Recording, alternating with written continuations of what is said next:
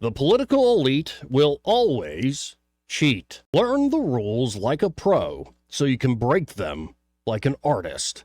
I believe Pablo Picasso is attributed that fancy quote. Learn the rules like a pro so you can break them like an artist. Now, not to sound like Thomas Carlyle, but American political players today are either imbeciles or Machiavellians. In our decadent age, one either stupidly believes that traditional American ideals still hold practical sway, or one shrewdly sees that American politics is a wholly corrupt game, whereby cheating seems the only way to play. According to a recent Rasmussen poll, the vast majority of the political elite are choosing the latter, ready to set the murderous Machiavel to school, while seeing themselves as far too clever to play by the rules.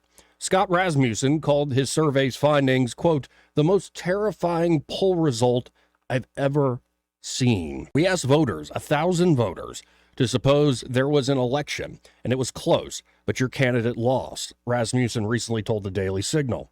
And if their campaign team knew they could win by cheating and not get caught, would you want them to do so? Rasmussen gives the result.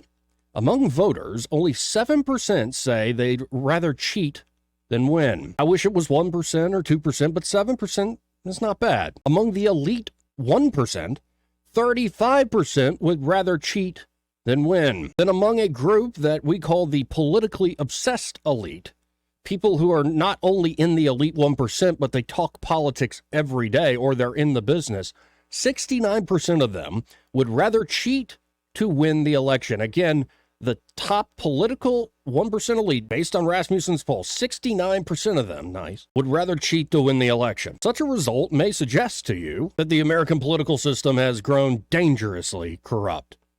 But that is far too generous. Corruption is the system. Corruption is the art of politics in practice, whereby the ruling elite make and break the rules as they see fit to fulfill their artistic vision. So who are these elites anyway? Well, Rasmussen provides an explanation. The elite 1% represent 1% of the population. They are extraordinarily influential. A heavy concentration of them went to one of 12 elite schools. The reason I bring that up is about half the policy positions in government, half the corporate board positions in America are held by people who went to one of these dozen schools.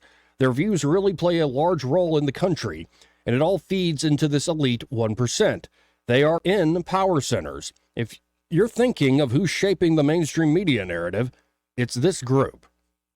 You may be just as shocked as Scott Rasmussen that the American elite are willing to admit they'll cheat to win in 2024 or any other year. You may also be surprised to find that in the same poll, 47% of the elite 1% of American voters believe the United States provides too much individual freedom. But why? Why the shock and surprise? The elite of this nation, even the founding generation, have never been innocent men, free from vain ambition, corruption, and sin. Augustine's libido dominandi, the lust for domination in us all, has yet to skip a generation. When the colonists threw off the British yoke, they did not free themselves from man's depravity to man. Man's fallen state did not cease when the bomb fell on Japan, nor when the Nazis suffered ultimate defeat. Man was not redeemed by the fall of the Berlin Wall, nor did his history of wickedness come to an end with the Soviet Union's fall.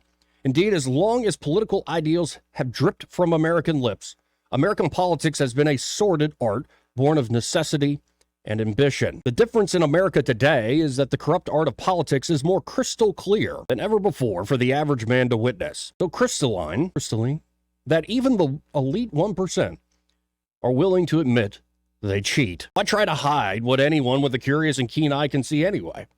What's the worry? What challenge could everyday Americans ever pose to the transparently corrupt political elite? Well, the more coldly crystallized a particular political form or fashion becomes, the more its spirit wanes, until it turns so brittle it beckons to be broken by the gentlest gust of pure wind. The best artists learn the rules like a pro, so that they may break the rules with subtlety, precision, and expertise. But when art is reduced to a set of tired rules, trends, processes, and stratagems, it will become such an obviously fragile thing that any non-artist any bum off the street will possess sufficient knowledge to shatter a work of art irredeemably. Brazenly and nakedly relying on political force and fraud will only sow more seeds of force and fraud in return. Individual virtue, imagination, and ingenuity will always win out over the rigged rules of an obvious, well-worn game. And the American political elite's art has become pretty darn obvious. Call me an imbecile or a Machiavellian as you please, but I truly believe that with the right spirit, everyday Americans will eventually find a way to cheat